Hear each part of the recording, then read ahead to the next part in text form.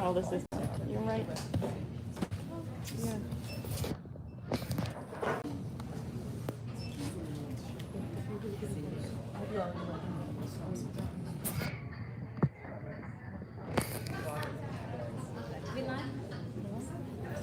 Hi everyone, my name is Pierce. I'm the director of the Transnational Literature Series here at Brookline Booksmith and your host for tonight's conversation. I want to open up this space by saying thank you for coming out tonight. The Booksmith has been around since 1961 and that's because of our wonderful community. Your support means we can keep having events like this, so thank you again. As you may know, tonight's event is part of our ongoing Transnational Literature Series, which focuses on stories of migration, the intersection of politics and literature, and works in translation. If you enjoyed tonight's event, please check out our full events lineup online at brooklinebooksmith.com. So you miss some of the amazing authors we have coming up this summer, both virtually and in store. You can also follow us on Twitter and Instagram for updates. Toward the end of the event, we'll leave about 15 minutes or so for an audience Q&A followed by a signing. We have copies of tonight's featured titles available over at the register. And please take a moment to silence your cell phones. I think that takes care of the business end of things. Now I'd love to tell you a little bit about our guests. Tonight I have the very great honor of introducing Pemi Aguda, Keith Jones, and Enzo Surin, here to discuss and celebrate the release of Species, the latest issue of Transition, the Magazine of Africa and the Diaspora, and Pemi's debut short story collection, Ghost Roots. Pemi Aguda is an MFA graduate from the Helen Zell Writers Program at the University of Michigan. Her writing has been published in Granta and Plowshares, among others, and she's been awarded the O. Henry Prize for Short Fiction. She is the current Hortense Spillers Assistant Editor at Transition Magazine. She is from Lagos, Nigeria, and currently lives in Philadelphia. Keith Jones is the author of Echoes Errand and many chapbooks. His poems have appeared in Chicago Review, Denver Quarterly, Harvard Review, Verse, and elsewhere. He teaches in the Africana Studies Department at UMass Boston and served as the poet in residence at the New England Conservatory from 2022 to 2024. His scholarly essays have appeared or are forthcoming in Multi-Ethnic Literatures of the United States, African American Review, and the Journal of Social Issues. His most recent manuscript, Las Palmas, won the 2023 Omnidon Chapbook Poetry Contest and is forthcoming from them. Enzo Surin is a renowned Haitian-born poet, author, educator, speaker, publisher, and social advocate. He is the author of American Scapegoat and When My Body Was a Clenched Fist. His work has been featured in many publications and anthologies, and he received the 21st Annual Massachusetts Book Award for Poetry. Currently serving as a visiting instructor at Mass Art, he also holds roles as founding editor and publisher at Central Square Press and founder/executive director at the Faraday Publishing Company, a nonprofit organization dedicated to literary services and social advocacy. I'm so pleased to have them here together, but first I'd love to invite up Tanya Larkin, the managing editor of Transition Magazine, to introduce us to this new issue.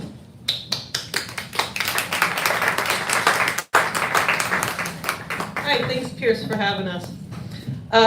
So welcome to this reading. It promises to introduce you to works as various and as they are brilliant and moving. So I'm Tanya Larkin, I'm the managing editor, and I'm here on behalf of the editor, Robert Reed Farr, who is off in Europe finishing his massive biography of James Baldwin, and you should all buy that when it comes out, at least for your coffee table.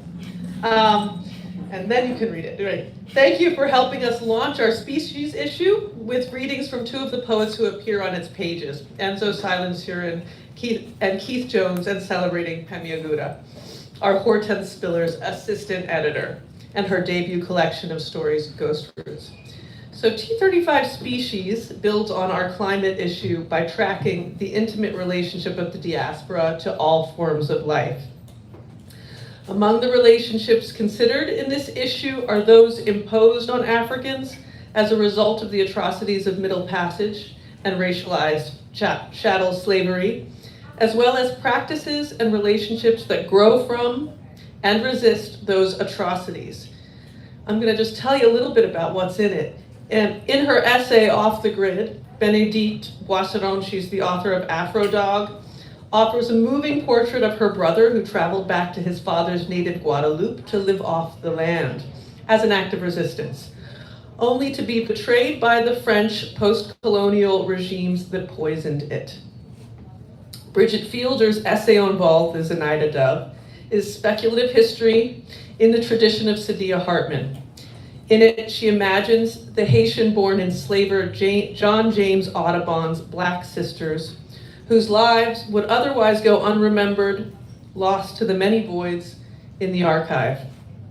Heather Davis's On Coral features perhaps the most poignant and hopeful emblem of intimacy between humans and other species in the issue, an intimacy enacted through hope and care as divers fragment and regenerate coral in order to replant it by hand on withering reefs. As Davis writes, corals pull us down into the space of the ancestors. And now we get to at least one way that the African diaspora has a special relationship to all species. This is Davis. In scientific literature, residence time describes the transformation and preservation of human bodies in the ocean. Sodium, the salt of human blood, can last up to 260 million years. Their bodies, their worlds mingle, blood moving into the other as they inhabit each other. In essence, thousands of medusas. She's talking about the medusa coral. A new kind of being birthed through the slave trade. This happened in the touch of Africans with the watery worlds of the Caribbean, a blending of salty blood and salty ocean. It was a touch that was both tender and violent, the ocean a salve and a terror. Corals provide a record of human history. A study in the South China Sea shows that corals absorbed the excess mercury that was a result of munitions during the Opium Wars. Is it also possible that corals use other bodies' calcium to build their own, slowly leaching and forming through hundreds of years of exchange? Could this be the touch across species, uniting many bodies into one? In addition to this essay and many essays, there's an interview with 2024 Venice Biennale artist Kapwani Kiwanga. Remarkable fiction and poetry also address the issue's themes. Ron Robertson's rollicking debut story, Ravenous, describes the arc of a friendship forged through the love of dogs and the complex blood sport of dogfighting. Solomon Sampson, A Gift from the Vatican, presents in his story a strange mix of Christian and traditional African beliefs and parables. A young boy drags an enormous fish to the altar of his church and receives a blessing from a Catholic priest. Later, that boy becomes a sacrifice himself. This work is ranged alongside the deeply imagined poems of Afro-Colombian poet Luisa Villamerino. Written in Spanish and English, these works at once mourn and celebrate pre-colonial and pre-capitalist Colombian life. You can listen to these in Spanish, read by Luisa, and in English, read by her translator, Kim Jensen, on our website. Tonight, you will hear from two of this issue's poets. They couldn't better complement each other, as I just told them in the green room. Keith's poetry is song-like. Its fragments awaken and shape silences that are both ancient and fresh. He sings off-key to shatter shelter. That is from a poem in Echo's Errand, a book that takes Middle Passage as its subject, and does so in a way that gets this history into your bones. Obliquely, that is. With the most poetic of poetries, he delivers the shallows and depths of the ocean and the mysteries therein. Indeed, there is so much diving in this book, much treasure, spiritual and material. Whereas Keith uses music to tell the story of historical terror, Enzo, in his book, When My Body Was a Clenched Fist, uses the fright of music to tell the story of contemporary terror as experienced by a Black child. A highly stressed music with tight rhymes at every corner mimic the architectural and emotional tenor of the neighborhoods in which he grew up. The tight corners enable him to both encode and reveal the details of inner city trauma. Enzo's clear-eyed poems start off our species issue. His latest poems are in a book called American Scapegoat, which is replete with nuanced personal cultural critique and because two asteroids will be soon passing Earth so closely, I have to quote a few lines from When Night Fills with Premature Exits. Or are you going to be reading this? Okay, so I don't want to spoil that. So, as I just said, Enzo starts the issue, but I think Keith is going to be starting the poetry reading. Yep.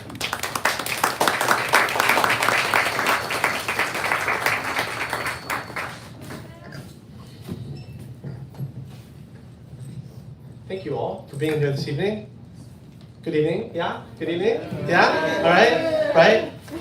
Excellent. I want to thank Pierce for the introduction, but also for coordinating the event. I want to thank Tanya for, shepherding this all in such a generous and loving and exquisitely kind of foregrounded way. Thank you. It's an honor to be tonight with Enzo and Pemi. And thank you all for being here. So, I'm gonna read one of the song sequences that's in transition, but I'm gonna frame it by way of a prose poem, so as to give you a kind of conceptualization of the larger framing of the work from which this is drawn, and then I'm gonna close with a shorter poem that I hope reveals something of the kind of cartographic and diasporic imagination that's at work here. Yeah, that I think also speaks to, or I would like to think, speaks to the intimacies of the kinds of larger structures that Tanya a moment ago was invoking, and I think the species on a whole speaks to. Yeah. So this is called Shards and Debris. Las Palmas runs north-south through northern Hollywood in Los Angeles, California, and connects east-west over nearly 3,000 miles across continent and sea to a northern neighborhood in the smallest of the so-called Greater Antilles, Santurce, Puerto Rico. One continuous, discontinuous psychic bridge, like the back of my hand, traced for me. Score, scratch, wound, glyph. 1244 North Las Palmas Avenue was the place of first landfall for a Boricuen family in the 1940s who floated there on suitcases of sand. Mi abuela's house became home for her parents, her brothers and sisters, and their children, as well as her two daughters, one, mi mamá. At 1244 Las Palmas, the island came to the metropolis. Chickens, corn, cane, healing herbs, and medicines, seances with the ancestors, a tropics implanted in the Hollywood streets. Neither citizens nor immigrants, the colonized, displaced, dispossessed, were washed up on the shores of the metropole, shipwrecked and huddling together in a different quadrant of the colonial map. Captive now in what were uncommon diasporic grounds for Puerto Ricans, the west coast of America del Norte.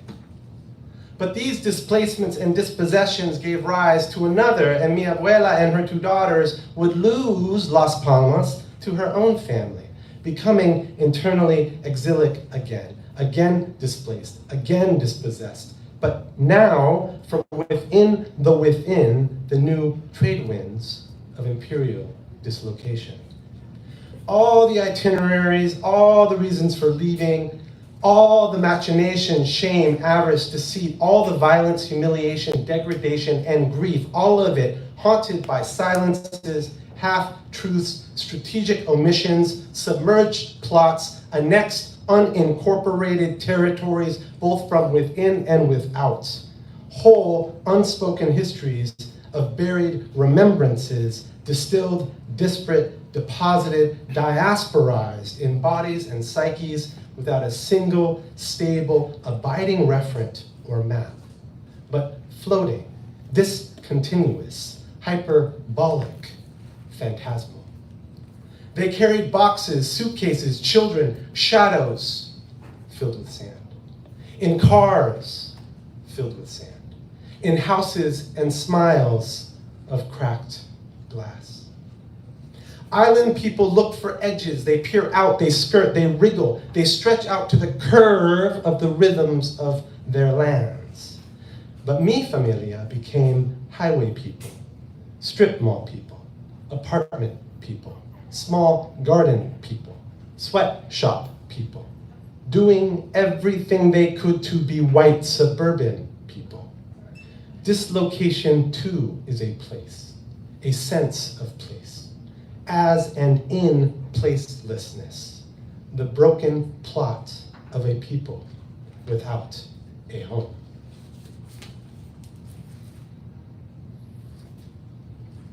Disappearing island. I stole my babies, replanted them in me, to garner this body without chains wild, where some new something is, where some new venue is. I kept fortresses in angles, in body clocks, in mid-afternoon sky, horizontal, where I dreamt of you. Que Dios te bendiga. Evicted myself, who I was grew thick, dissolving boundary strata and all alarm. Indigo's treatise taught me how to insist a body as a home for being.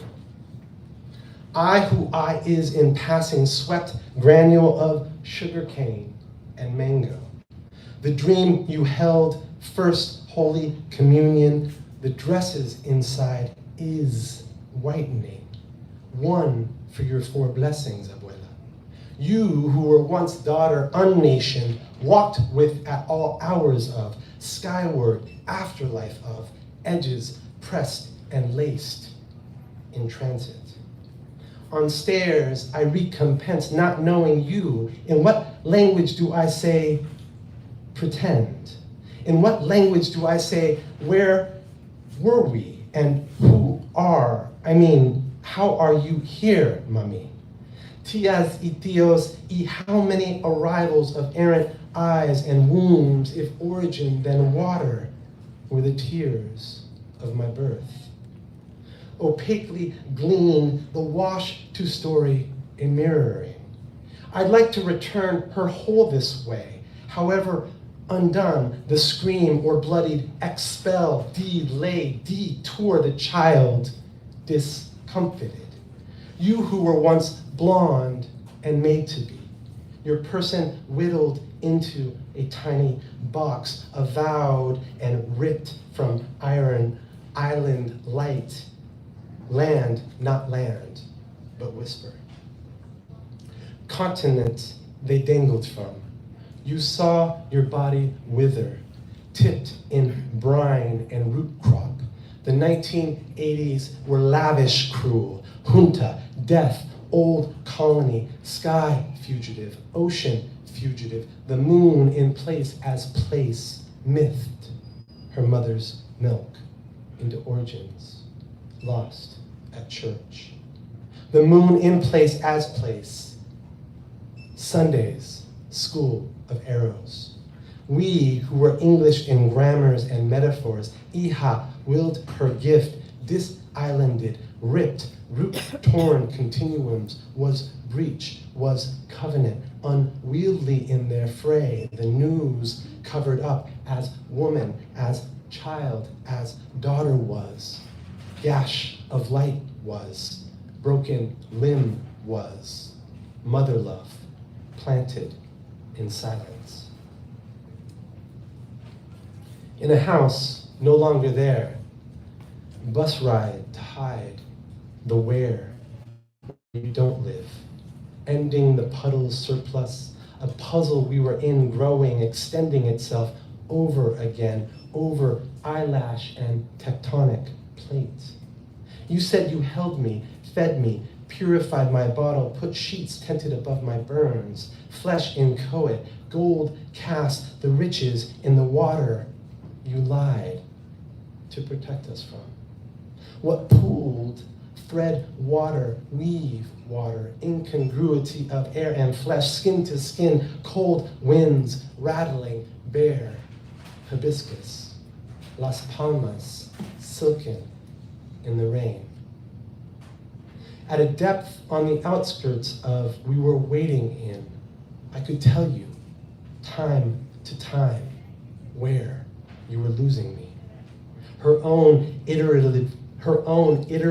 lip of vowels opening lid. It was she who sang us, mouth afire, ring of fire, unguarded edge. She took us into, drove us toward her capacity, a draft she exercised, the incompletion of.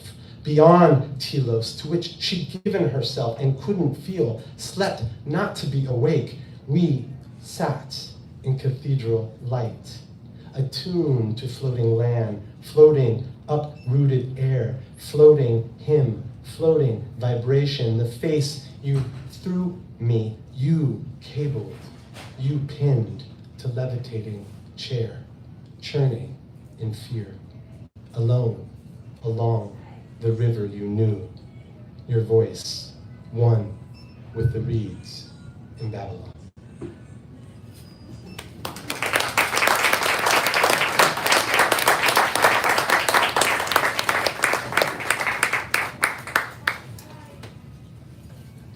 Good evening, everyone. Wonderful to have you here on a Thursday evening to share some words with you. I want to give a very brief shout out to my two sons who are in the audience today, Nicholas and Michael. I often think about the reasons why I don't give up writing when you get exhausted from writing. It's because of the future, and I really appreciate that they are able to be here today because they sacrificed so much of our time together so that he could write. I would like to start today by reading a poem that we talk about intimacy, and I want to start off with a poem that starts off with intimacy of son and mother. And you may recognize these first couple of lyrics. And I apologize in advance because I know I'm not a singer, so.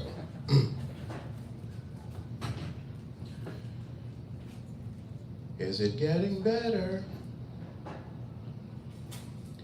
Do you feel the same? No. Would it make it easier on you now? You got someone to blame. I've been accused of flunking a test as if I took it. As if I studied night and day and bombed it, I did not. Results were waiting for me when I came busting out of my mother's womb, her pride and joy, who she feared there on her breast would habitually test hope's resilience. I'm recollecting my memory, remembering places I was never supposed to travel to on my own without risking rope and a gullet full of bullets. I start with that because the intimacy or the fear associated with a mother giving birth and then their son goes out into the world and she's afraid. Now at some point they won't be seen as kids anymore, which is a fear that really pushed me to write American Scapegoat because I had these two boys who were growing up and eventually I knew the world wouldn't see them as boys anymore.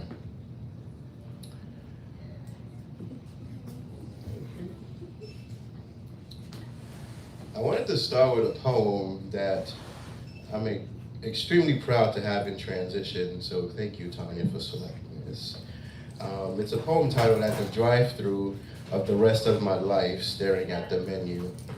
And it was a poem written during the pandemic because I thought about what it felt like to watch your entire life on display, and people were picking and choosing the results of your life. And I said, what would happen if I had a choice in that? And then I realized that we get into this intimacy of theater where we romanticize certain things. And I said, the last thing I want to have romanticized is my death. But that's like George Floyd and the ones that happen on TV. They do get romanticized in some way in our minds. I'm not interested in the theater of intimacy.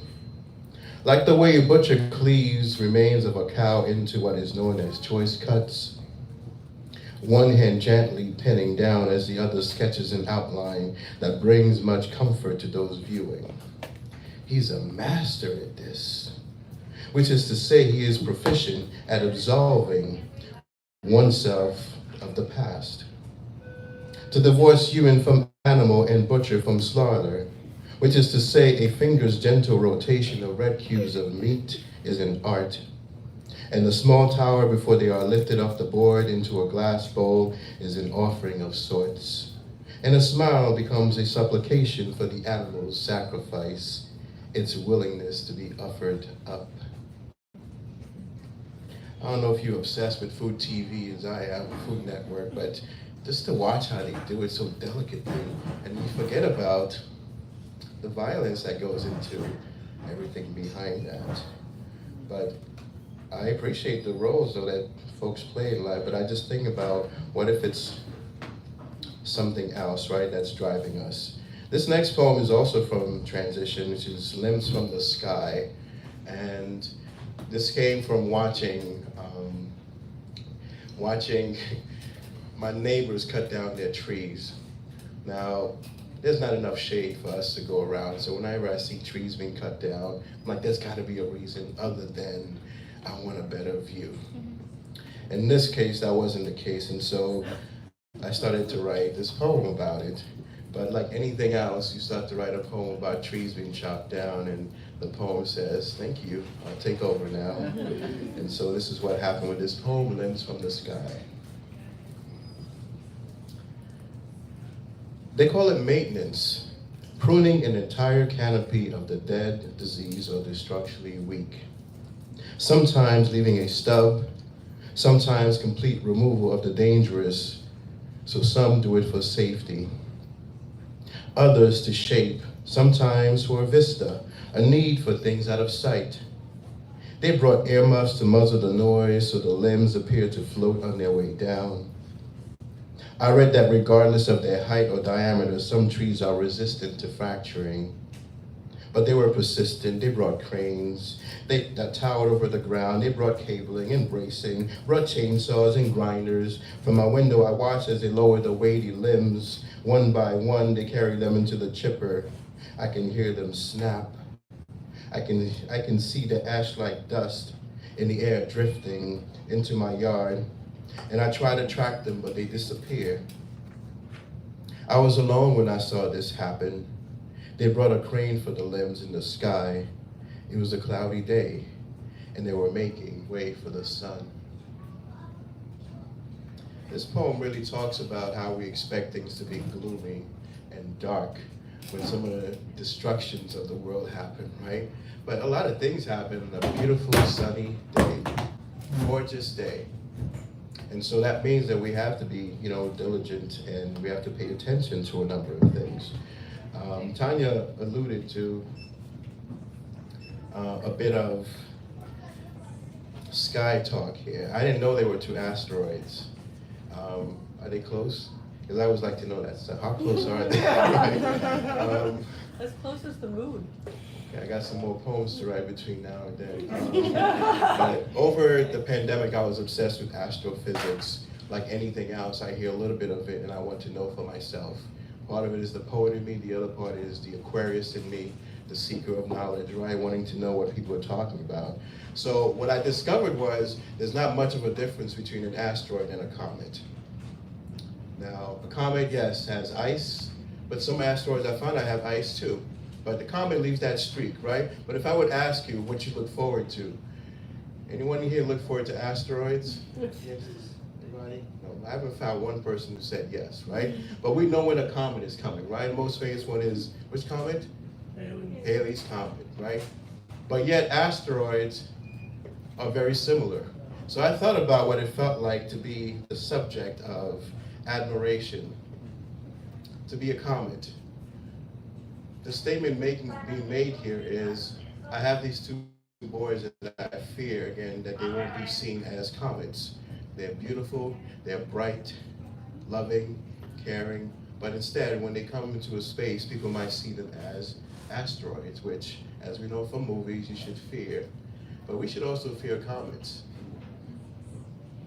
But this is a poem that really came out of questions, because I got tired of answering questions. So I said, let me ask society what they want me to do with all of this fear. And so it's a poem titled When Night Fills with Premature Exits.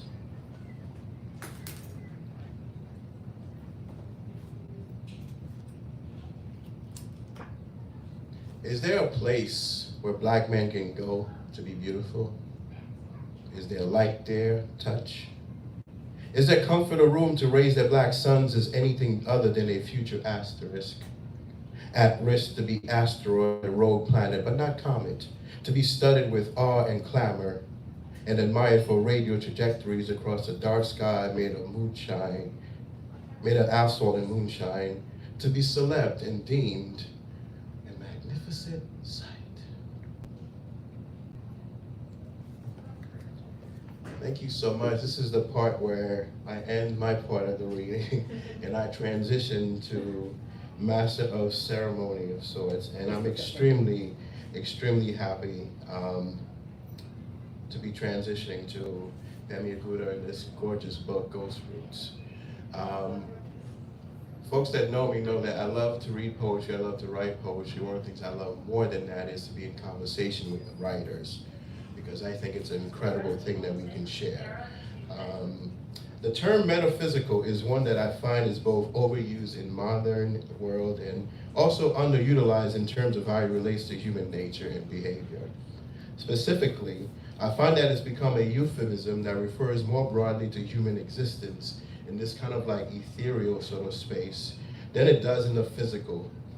Oftentimes it's focusing more on a heavenly body than it does on our earthly existence. The stories in Ghost Roots in many ways are laid out as a metaphysical mapping of sorts of the human mind. But at the same time, they get at the real tangible things that govern our interactions with each other. And somewhere in between, these pages are the sums of us all, the subtle subtractions and divisions that we navigate and have to endure, but also the multiplication that awaits us when we encounter one another after such a daunting and inevitable wreck of being human. Now, the word intimacy has already been uttered tonight, laying the groundwork for what is to come. Again, I'll be in conversation with Pemi pretty soon, but right now, we're just gonna bring her up so she can read from her gorgeous collection.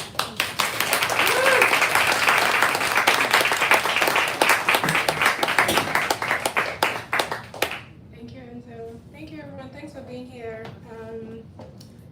It's a delight to be here. I'm in Boston. This is not Boston, Brookline, Boston, for the first time. And I am excited to be assistant editor to transition and to be part of the legacy that this magazine has and continues to build. I'm going to be reading from a short story called The Hollow. And what you need to know before I start is that there are two timelines. In the present timeline, Arit, who's an architect, has arrived at this house to measure it for renovations. And in the past timeline, we get a little bit of the history of the people who lived in this house until now. So here's The Hollow. From the outside, Madame Boni's house is comprehensible. With Lucky eagerly holding one end of the measuring tape, Arit's site plan and perimeter measurements come together in little more than an hour. She looks up at the house again. The pointed arches of the windows would be better suited to a church, a sanctuary, a building that evil skirts around, passes over.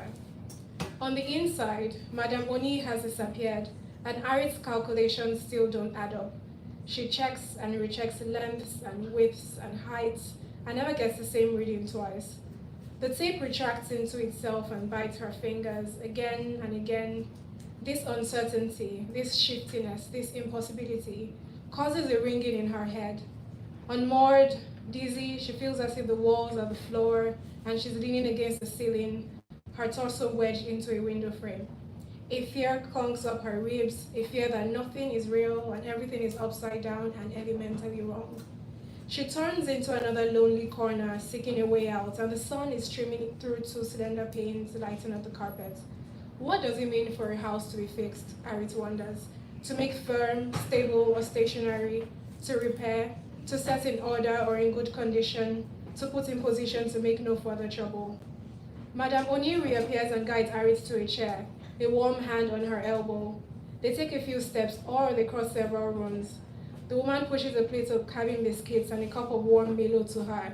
Arit, who associates these with her childhood and rain, looks out to see that yes, it is indeed raining, and she blinks repeatedly, reminding herself that she's not 14 and she's an adult and she's safe.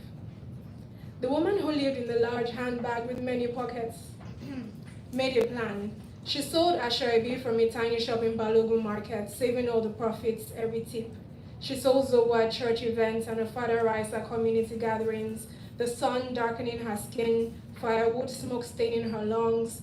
She opened a bank account, hid the multiplying money from her husband, whose character grew weaker and the power in his swings, in his words, stronger. She bought land in a part of Lagos that wouldn't become popular for another 18 years, a part she had to access on foot because the closest bus stop was 20 minutes away. She hired an eager draftsman who advertised his services in colorful letters under bridges.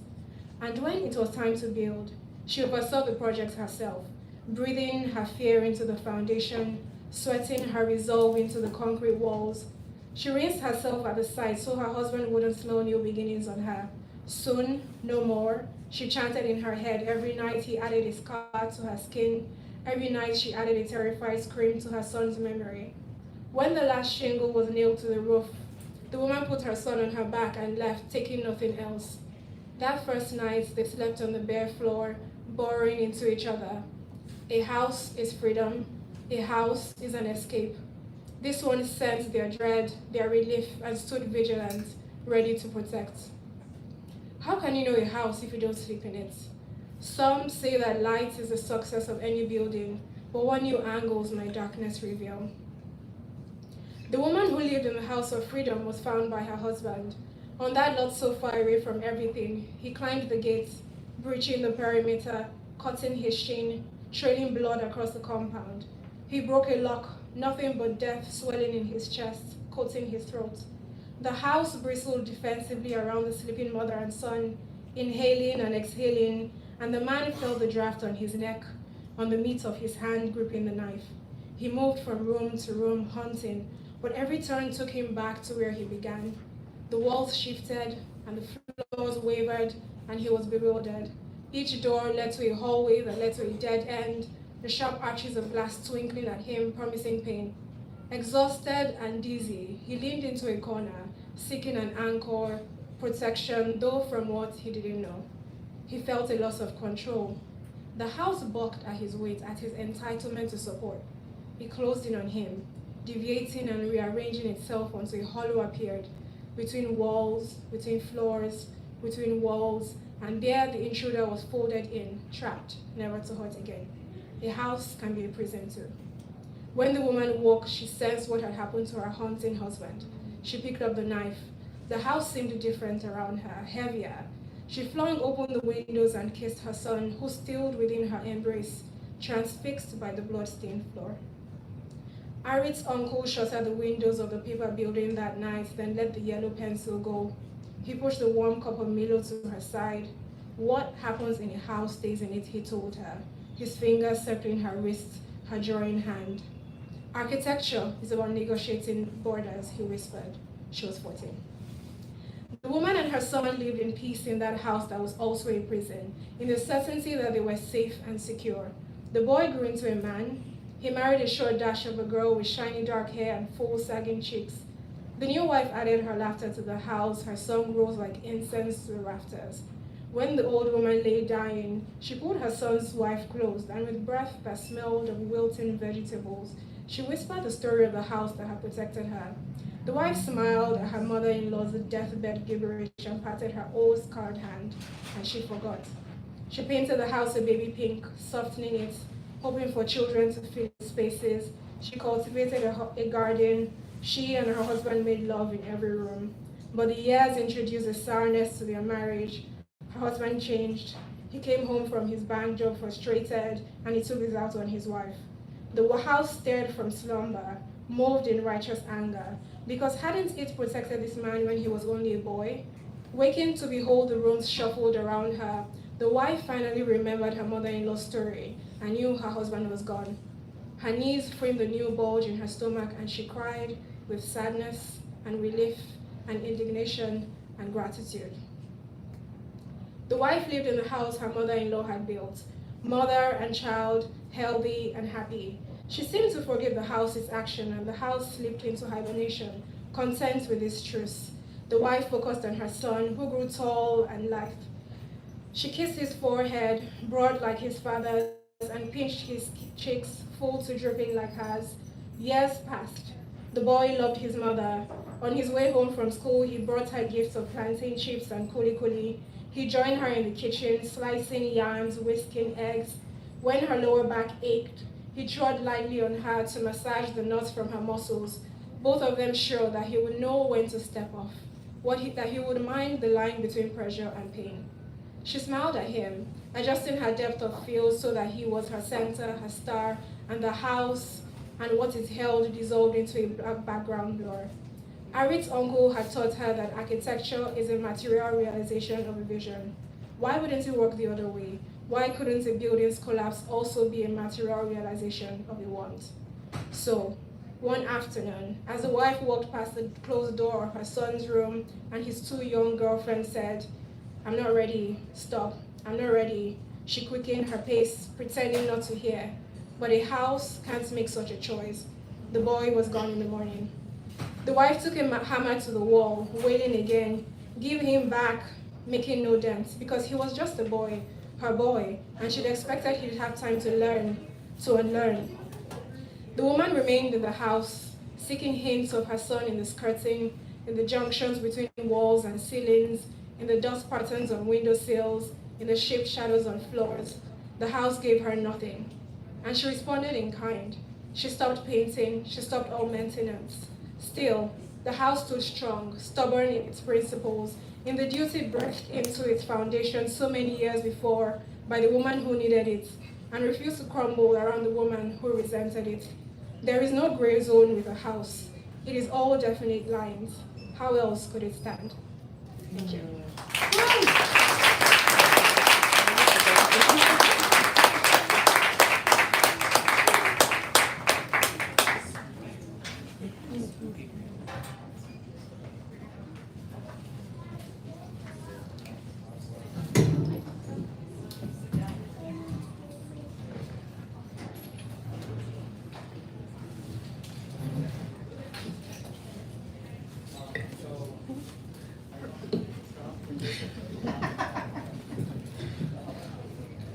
Give another hand to this wonderful author, please.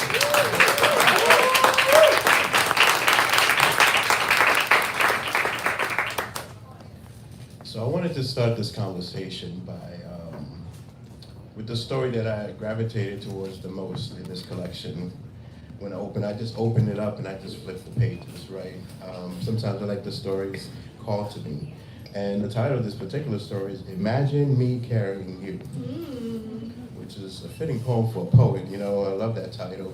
But the story is about a haunting car accident and the echo of that in the relationship between a mother and her daughter. Now, in the third section of the story, after the mother shares the gruesome details with the daughter, who is moved and rightfully concerned, the mother quickly says, "I'm not asking you to say anything. I'm just telling you." And we are left to sit in that discomfort with the daughter as well. Whereas in most writings, you know, some writers might be tempted to be more hyperbolic, to make it more dramatic, so that we can get that. But we're left with this simple statement. I want to know if you can start us with the choice behind that and how to fight that temptation to not make it, to leave us in that moment, basically, in that level of discomfort. Thank you for that. And I'm always interested in the people who gravitate towards that story in particular, because it's not necessarily one of the, yeah, it's quiet in its own way. I wrote that story so long ago. I'm not sure if I remember what I was thinking, but I know that when I'm writing, I go all the way out, and then in the revision, sometimes I scale back. So I'm not sure if that was the case here. If it's a difficult scene, I might go, what you described, the more exaggerated version, and then I try to adjust the scale when it comes to revision. Like, do we need to go that far? one of my professors had told me about how revision is about adjusting the scale on a dial, right? So if you've done something really loud, write a draft where it's really quiet. If you've done something really quiet, write a draft where it's really loud, and then somewhere keep adjusting the dial, and you finally you've hit the exact spot. But that story in particular, I think, I think the mother didn't have words, and in a way, like her falling apart is like it's the extent of her articulation of this grief that she can discuss. Well, that's what I found in that story. That moment, if you tried anything else, it would seem not as genuine as that moment, right? It's like, no, don't say anything. I don't even know what to tell you. I often have this conversation about when people are grieving. Sometimes there's more grief that's attached to that because now they have to explain their grief to people. Tell me how you're feeling, and it adds to that. And I think in that moment, she was allowed to sit in it for a little bit longer.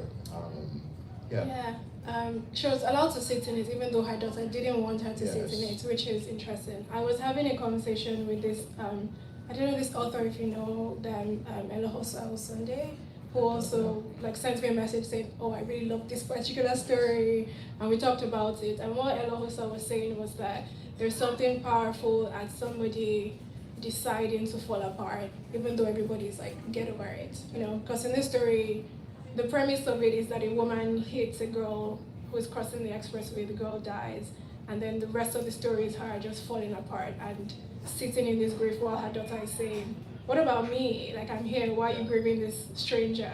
Like, everybody wants you to move on. And there's something powerful about people just saying, no, I want to fall apart. And, whether you like it or not. Yeah. And looking at some of the other stories in there too, like the term beautiful mind is often, about the reverence that we have for intelligence, right? And the power of creative thinking. And I find that in your stories, much like my poem, At the Drive-Thru, like you address how we develop sometimes a type of romance, right, with beautiful minds, and how sometimes it comes at the expense of who we are as human beings and our bodies, as if we don't know the type of devastation that beautiful minds can also create.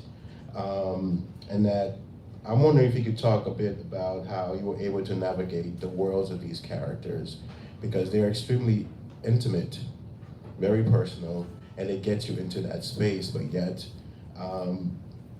with such grace and beauty, right, with these words, but also through some pretty ugly moments that they go through.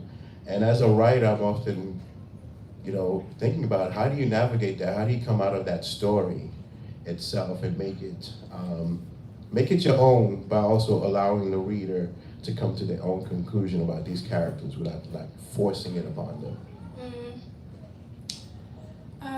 Let's see. I was just in this book club that was discussing Toni Morrison's Sula, and one of the attendees was complaining about how we were discussing Sula. And he said, I think you're giving everybody in this book a free pass. Like, these people have done horrible things and you're just talking about it as if they were just normal people. And we're like, no, the point of literature is not to have simple morality. It's not to, also everybody has a different baseline of what is good and what is bad. And we don't come to fiction to reinforce that. And so I'm not interested in stories where that's so moralistically simple, which is why sometimes there's a lot of cruelty in my work, and sometimes the characters themselves are surprised by their own cruelty. But I think there's a lot of revelation that can happen when you surprise yourself as a character, or even as a person, like, oh, I'm capable of this, and what does it mean if I'm capable of this? I don't know if I answered your question. No, you did, and I think you did describe also what I noticed in there is that at some point you do allow the characters to tell their story. You do allow them to see where it goes, and if it stops, it stops, right? Which I think is naturally human. And you have a lot of detail in your stories as well.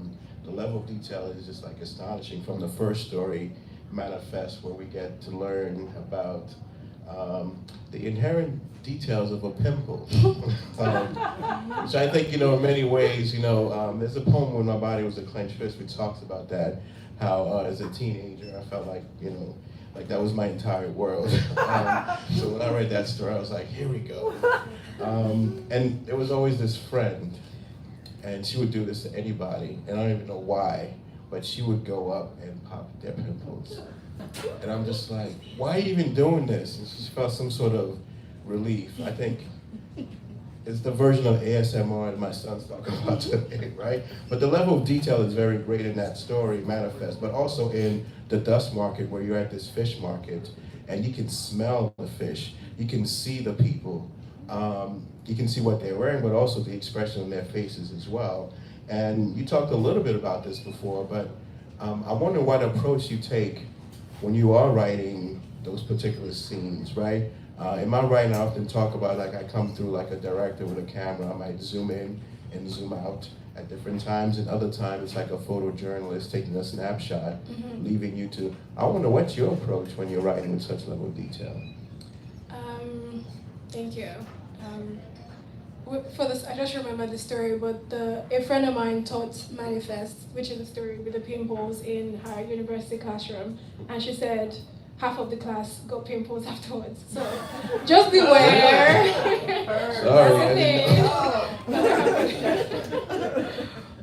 But to talk about details, I think that, especially because my stories sometimes move into the level of like speculative or surreal or the supernatural, I think it's important that the reader feels grounded in something before this dislocation happens. And so sometimes that's what I'm thinking about. You talked about the dusk market. For that one in specific, I think because she sees this dusk market in this. So the premise of that story is that there's a woman who sells spirits, and one day she walks down the street she wouldn't typically walk down, and she sees a market and it's beautiful and she wants to be part of it, and then it disappears, and then the next day the rest of the story is her trying to find that market again because it's going to be magical. But I really leaned into the details in that because I wanted it to feel like really like hyper realistic, to feel really, really vivid, and to maybe through that attention to detail connote how like intensely she was experiencing it and what the level of desire to return to that felt like. Yeah, so it depends from story to story. Some stories are relatively scant on details, but it depends on, I think, the level of the speculative elements in the story and if the details are supposed to evoke something particular when it comes to what the character is experiencing. Yeah, and I'm very sensitive when I read things, which is oftentimes why I'm very careful about what I read. But I smell fish for a good 5 to 10 minutes after reading that particular story. I want to talk about architecture. Now, is that in your background? Yes, Yes. I just want to make sure I got this fact right, because otherwise this question doesn't make any sense, right? I often teach my students about the concept of the human scale, a term that borrowed from your field, of expertise that refers to how an architect thinks about whether or not a human can inhabit a particular space. Like, it's one thing to have a great design, but can people actually live in this space? And oftentimes we talk about that in connection to poetry, because the word stanza in poetry means, room. And so in some ways, when you craft a poem, you're thinking about whether or not the readers can inhabit that space in a particular poem. And I wonder how much, and I became fascinated by this too, with that in your background. I wonder how much of your experience with architecture informs your writing process and how you shape your stories. Let's see. So I was writing before I found architecture, and I think that the honest answer to that question is that because I am the common denominator between these two things, then therefore there's like connections. There's a version of an answer that talks about how building a story is almost like, creating a building. It's about putting layers and then seeing if it will stand on its own. But I think for me, maybe it's more about composition. what should be in a frame, what should be in a scene, and in a way those two things overlap for me. Like, how a window wants to frame a certain view. Like, what is this scene? Who belongs in this scene? Are they speaking? Are they in the foreground and the background? Like, that's the way. Almost, I guess, similar to film. That's how I think about relation to these two. And it's inherent. You can see it when you when you turn every page. I couldn't put this book down too. It's like I got it, and I don't often move to prose in that way. But with this collection, I just kept reading. Yay!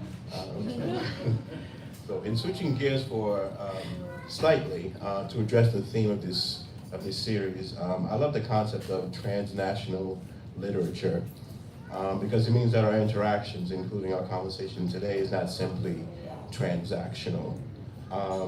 And this is often at the root of conversations I have. One of my closest friends is in the audience today, Daphne Santana Strassman, who is of Dominican and Mexican descent, but she makes her home here in Brookline, right around the corner. But we talk about what it's like to be in search of community and how evasive that process could be. And I find that in Ghost Roots, you speak profoundly to that experience, also in a way of how a lot of these stories connect us, even if we are not the people, the characters in this. Like, there's something inherent about the human condition in these stories, excuse me. And I'm curious about what you want these stories to do in the world once people pick them up. What do you imagine readers connecting with about your stories, and what do you want them to walk away with? I'm not that bossy. I can't tell you what to walk away with. But I think when I go to fiction, I really enjoy moments where I look up from a page and it feels like my world is tilted a little bit, where I feel a little bit dislocated from reality. And I think on the page and off the page, there is something magical that happens in that moment where you're like at tilt from your own self. And so I'm hoping, it's a grand hope, but I'm hoping that people find little moments of that kind of unsettling dislocation where either through the speculative conceits of the story or through seeing something about how a character articulates something or what they want, that they see themselves like really clearly in a way that maybe shocks them or unsettles them. Yeah. And they allow something happen there. Yeah, that's a little bit vague, but that's my hope. And it kind of makes sense the way that, because we expect sometimes this strong narrative, right, to find its way throughout an entire collection, and oftentimes in the publishing world, it's like, no, where's the narrative? I want all these to connect. I want people to walk away with this. And I find with each of these stories that anybody can walk away with something different for each story. Like, there doesn't need to be this, this crazy in-your-face type of, type of message. Yeah, I mean, a lot of the stories are thinking about inheritance. They're thinking about what we carry, what we don't want to carry, the difference between what we owe ourselves and what we owe family and everything that comes before. So, if there are people. Somebody came to one of my events and asked me, said, I feel the weight of just like family, things I need to, it's like, how can I be happy? And I was like, bruh, I don't have an answer for you, but I think that the fact that there was a connection, like that he felt seen, was maybe something. Well, I want to end with this question, and I think having folks, if they want to ask you some questions as well. But this question is really like, it starts off with doing my DNA profile during the pandemic. And I had to break down at some point. I was like, yeah, but they're going to have my DNA. And then someone was like, they already have your DNA. Because I donated blood some time ago. And I'm like, all right, fine, let me do it. So I did it, and it turns out, surprisingly, that I'm 95.6%, African. I just surprised me because we go on, Henry Louis Gates Jr., right? Everybody goes on there thinking they know who they are, and then it's like, surprise! But I wasn't surprised by that, but 43% of that is Nigerian. And so there was always like this connection, right? Yeah. And I kind of felt like, okay, this is home. And so that's why I was really excited about this conversation. But it led me think about, ghost roots, as that word is just something about it, like, struck me. And I keep thinking about what it feels like to be writing. There's a disconnect between, the African American population, even Caribbean population from Africa, in that we can write about something, but it's once removed. And as a writer, that's like, no, that's the living experience. That's exactly what it is. But yet your readers are made up of this huge diaspora of people who are both native to, Nigeria, but also who have traveled abroad. And I keep thinking about what it means to have ghost roots. It's almost like you're connected, but at the same time, there's something, I don't even know what the word is. I guess maybe I'm hoping you could speak a little bit about that in terms about, because it is existential in some ways, right? Yeah, ghost roots. Yes, it's like your roots that are ghostly, but also, I think when I came up with the title, I was thinking of, because a lot of stories are thinking about inheritance, but personally, I don't know a lot about my family history beyond like my grandparents, whereas I have friends who can like list their family's oriki like back several generations, and there's a way that you're in the room with the people who gave birth to you, but there's everybody else who came before, and even though you can't see them, there's a way that even just our physical bodies are just how a friend could said something like we're all epigenetically haunted. So yeah, it's about my mother looking at me or me looking at my sister and seeing my grandmother in her face, but not having any connection to those people at all. And so there's a way that the body is has taken on all of this, even if we don't have, like we have the memory or we have the history, even though we don't have it in our conscious minds, and that's really fascinating to me. Yeah. Yeah, I guess that's what I'm thinking. That's amazing. One time Michael walked into the room and I was thinking about my mom who had passed, was 20 years ago now. And I was thinking about her, and then he walked into the room, and it still gives me chills to even talk about it. He gave me a hug. He says, "It's gonna be okay, Daddy." And I was like, "What's gonna be okay?" It was like, "When you do it, it's gonna be okay." And I was actually asking my mom if I should do something, right? Oh. So when you mentioned just now, like the spirits of the people in the room, it's connecting a lot more for me now too. And because I'm Nigerian, 42%. So, thank you so much. And do we have time for people to ask questions as well? No. One or two? Okay. And I'll bring them back to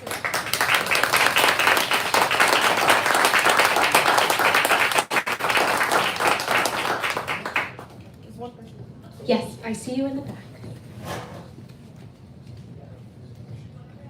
Hi, two-part question actually. First, what's your zodiac sign? Why? Do you want to guess? No, because astrology is super complex. Nobody has just one sign, and even if I Oh. guess, that could be wrong. So. I'm a Virgo. Okay. All right. No, it's just the reason I asked that question is because I see the world through astrology, so I was trying to figure it out while I was listening. Okay. My second question to you is, because I'm always curious about who the author is, would you consider yourself a bit of a mystery? A bit of a what? Mystery. A mystery. Mr. Mystery. Mystery? Mystery. Oh. To myself No. or to other people? Two others. I don't know. I don't know your life. All right. Sorry, I know these are different kind of questions. It's an existential. Who are you as a writer? And Yeah, it's a tough question to answer. Aren't we all? Yeah. I like that answer. Thank you. One more question? Do you have a question, sir, young man? I'm coming to Nicholas. All right. So, sir, when you're reaching down in thought, and I mean really deep, do you have a ledge you can grab onto to pull yourself back up? And if so, does that ledge shock you when you grab on it? Do you fall, and do you feel the infinite loop you fall in, the opposite of writer's block?